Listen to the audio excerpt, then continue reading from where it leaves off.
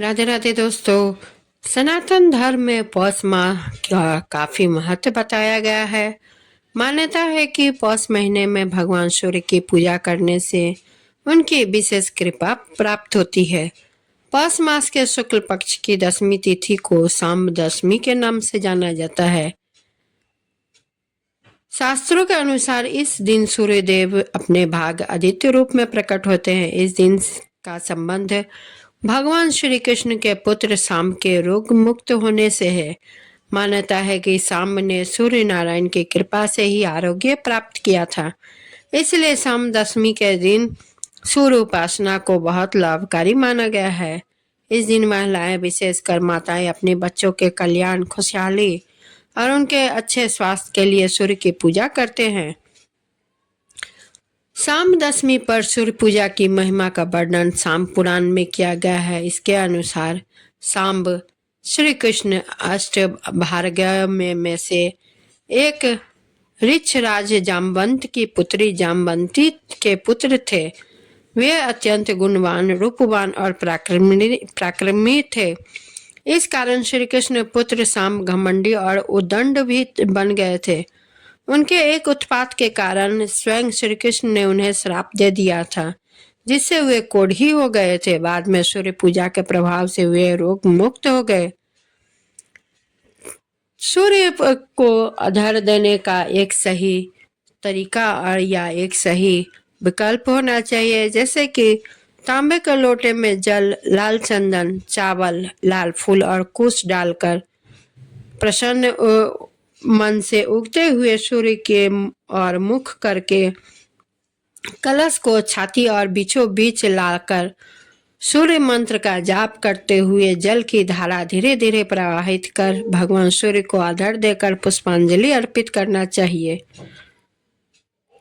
भगवान सूर्य देव की इस तरह से उनकी मंत्र है, यही सहस्त्रांशो तेजरासे जगतपते गृहानाधार्य मया दंतं भक्त्या मामनुकंपये, अर्थात सहस्त्र किरणों से सुशोभित तेजो राशि जगदीश्वर सूर्यदेव, आइए भक्ति पूर्वक मेरा दिया हुआ आदर स्वीकार कीजिए, साथ ही मुझे अपना सहज कृपा से अपनाइए। शाम दशमी की एक पौराणिक कथा भी है दोस्तों। कथा के अनुसार एक बार देवर्षि नारद श्री कृष्ण के दर्शन करने के लिए द्वारका आए। भगवान श्री कृष्ण के सभी पुत्रों ने उन्हें प्रणाम किया, परंतु सांब उन पर हंसने लगे। देवर्षि नारद ने उनको सबक सिखाने के लिए भगवान को अपना आगमन की सूचना देने को कहा।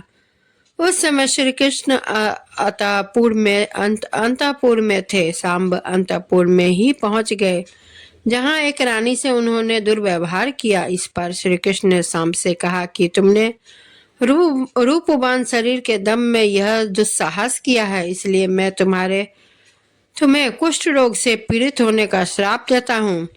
श्री कृष्ण के श्राप के प्रभाव से कुष्ठ रोग से ग्रसित शाम का संपूर्ण शरीर कोढ़ से खराब हो गया। कुष्ठ रोग के कारण सांब चलने में भी असमर्थ हो गए। जामवंती ने अपने पुत्र की दयनीय दशा देखकर भगवान से इसके निवारण की प्रार्थना की। इस पर श्री कृष्ण ने सूर्य का पूजा का उपाय बताया। सांब ने मित्रवन में चंद्रभागा नदी के सागर संगम पर कोणार्क में 12 वर्षों तक तपस्या की और सूर्यदेव को प्रसन्न किया था। सूर्यदेव जो सभी रोगों के नाशक थे, उनके रोग का भी निवारण कर दिया। सांब ने यहाँ एक सूर्य मंदिर का निर्माण कराया, जो आज भी कोणार्क सूर्य मंदिर के नाम से विश्व प्रसिद्ध है। आज भी उड़ीसा के कई लोग चंद्रभागा कोणार्क मंदिर जाते हैं और प्रार्थना करते हैं। ऐसे तो विज्ञान कहता है कि हमें विटामिन डी सूर्य से ही मिलता है। सूर्य की रोशनी के संपर्क में आना आवश्यक है। कोविड महामारी के दौरान और उसके परिणाम स्वरूप हमें घर के अंदर ही रहना पड़ा और अधिकतम समय घर के पर ही बिताना पड़ा। इस कारण कम बाहर निकलने और सूर्य के संपर्क में कम आने की वजह से कई लोगों में विटामिन डी की कमी पाई गई है। ऐसे अब बताया जाए, उड़ीसा के यह पारंपरिक त्योहार में से कैसे है ये जानते हैं। हमारी संस्कृति में सूर्य की पूजा और सूर्य के संपर्क में आना हमारी परंपरा का हिस्सा है। भोजन एक समझदारी का बड़ा जुड़ाव बनता है। यहाँ की मुख्य व्यंजन शंभ दशमी के दिन की मुख्य व्यंजन यह है, वह खिचड़ी, बूढ़ा चुटकुली, गुधू गुड़िया तरकारी है, एक सब्जी होती है आदि व्यंजन तैयार करती है और उन्हें सूर्य देवता को अर्पित करती हैं। कुछ लोग इसे केवल सुबह के समय ही मनाते हैं, जबकि कुछ परिवार 3 टाइम यह प्रसाद इस तरह के प्रसाद बना बना के चढ़ाते हैं। वो सुबह में 5:30 बजे, मध्याह्न 12:30 बजे और शाम को 5:30 बजे। परिवार के प्रत्येक सदस्य विशेषकर बच्चों की ओर से उनके नाम पर सूर्य देवता को एक विशेष प्रकार का खाद्य पदार्थ अर्पित किया जाता है, यह सोचकर कि यह विशेष भेंट और जुड़ाव निश्चित रूप से एक माँ के प्यार और विश्वास तथा सूर्य देवता की प्रार्थना और शक्ति के साथ सुरक्षा का आशीर्वाद दे। माताएं हमेशा अपने बच्चों के लिए एक शानदार, स्वस्थ और लंबा जीवन चाहती है और इसे सुनिश्चित करने के लिए हमेशा सतत प्रयास करती रहती हैं। प्रत्येक त्योहारों की अपनी अपनी विशेषताएं होती है, अपने अपने रीति रिवाज में होती है। मांडा काकरा, मुडुका, पोडा पीठा, बारा आदि जैसे पीठा, रसगुल्ला, खीरी, मुआन, गैथा आदि जैसे मीठी और अन्य मिठाइयाँ और व्यंजन भी तैयार किए जाते हैं और परोसे भी जाते हैं। यहाँ केले, सेब, संतरा, अमरूद आदि जैसे कई प्रकार के फल भी उपलब्ध होते हैं। सभी प्रकार के प्रसाद का सुख परिवार के सभी सदस्य, चाहे वे युवा हो या वृद्ध, उठाते हैं।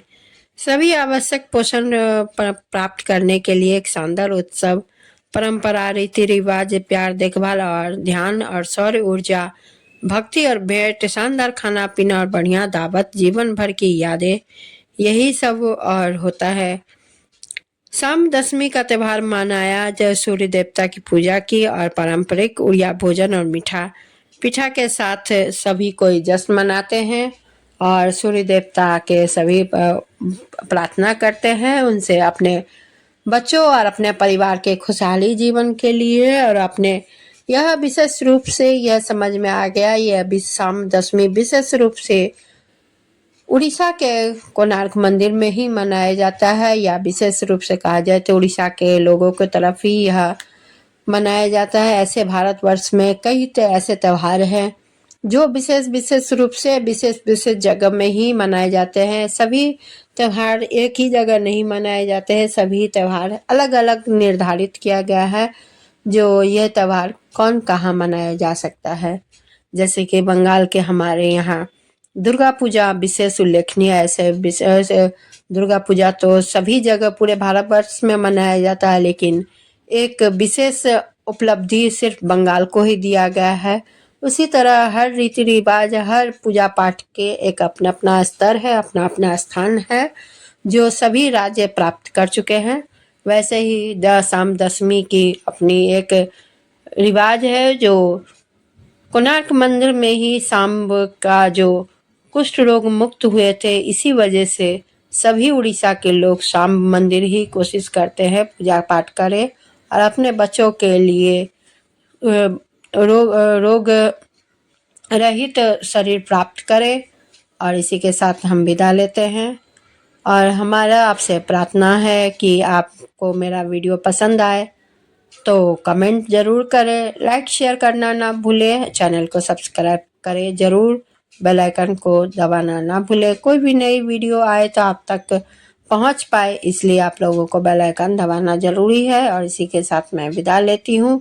भगवान सूर्यदेव आप सभी को निरोग प्राप्त करें, आप सभी के घर में निरोगता बनी रहे। इसी के साथ मैं विदा लेती हूँ। धन्यवाद।